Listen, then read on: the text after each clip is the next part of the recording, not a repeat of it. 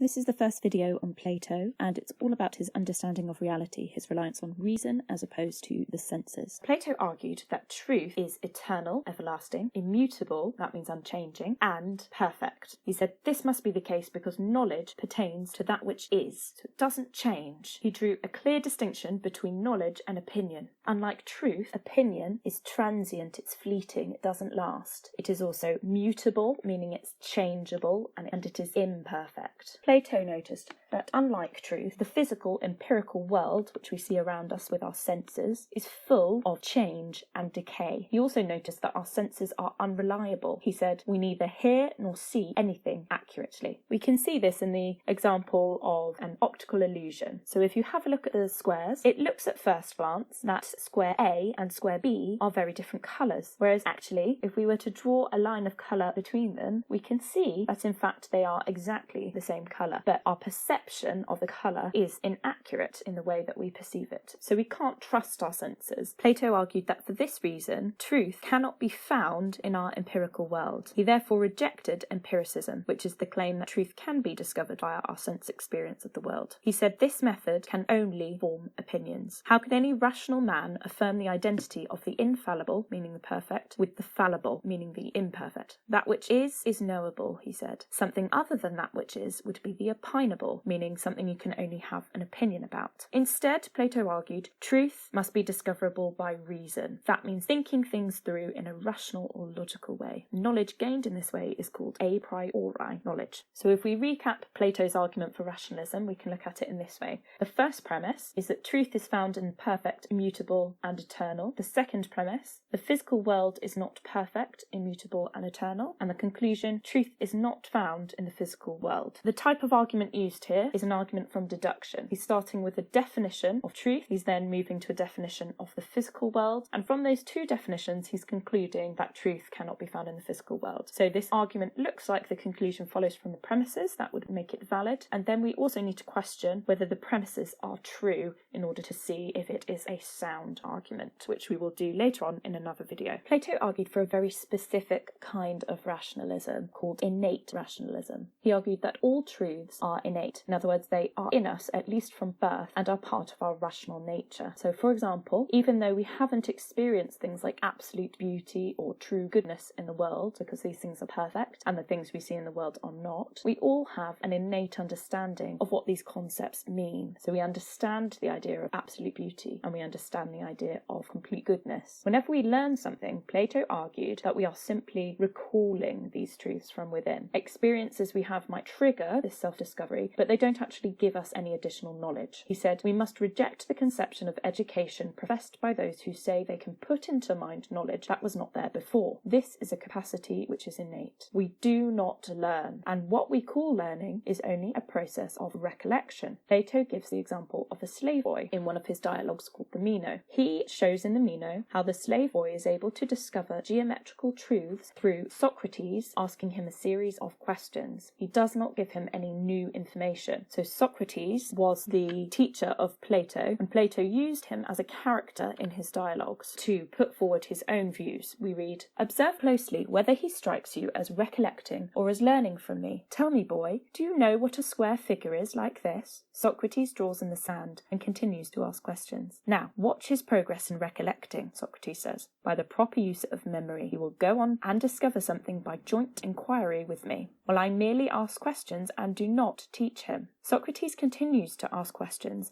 and the slave boy demonstrates knowledge of geometry through his answers. Without anyone having taught him, Socrates says, and only through questions put to him, he will understand, recovering the knowledge out of himself. And is not this recovery of knowledge in himself and by himself recollection? Plato's epistemological claims, his claims about knowledge, lead him to make some very extreme claims about what exists, about ontology. Plato argued that our innate knowledge must have come from a prior existence, because we can only recollect what we have either once acquired or always had. Socrates points out that the slave boy could not have acquired his knowledge in this life, as no one has ever taught him. Since truths have been with us innately since birth, we must have grasped them in some previous existence and carried them with us. Is it not obvious at once, Socrates asks, that he had them and learnt them during some other time? Plato argued that whenever we come to know something, we are recognizing recognising or remembering some truth that we've learned before this life and which has always been in us. Remember, Plato believed that the definition of truth was that which is immutable and eternal. So this prior existence can't have been in a reality like our own. It must have been in an eternal reality, a realm unaffected by change and decay. And Plato called this realm the intelligible realm of the forms, a world of truth and unchanging reality, which is the object of knowledge. Plato characterised the empirical visible world, on the other hand,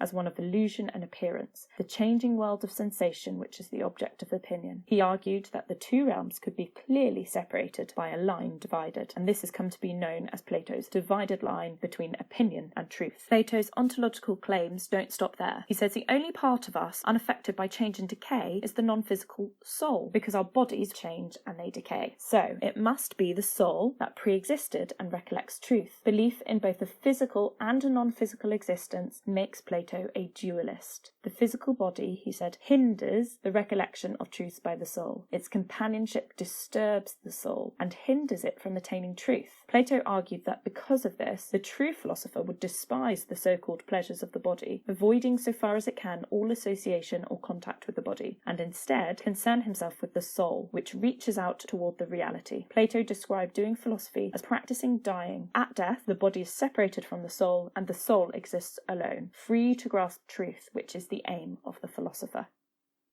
This video has been brought to you by Jest Education. Thank you for watching, and please subscribe to find out more.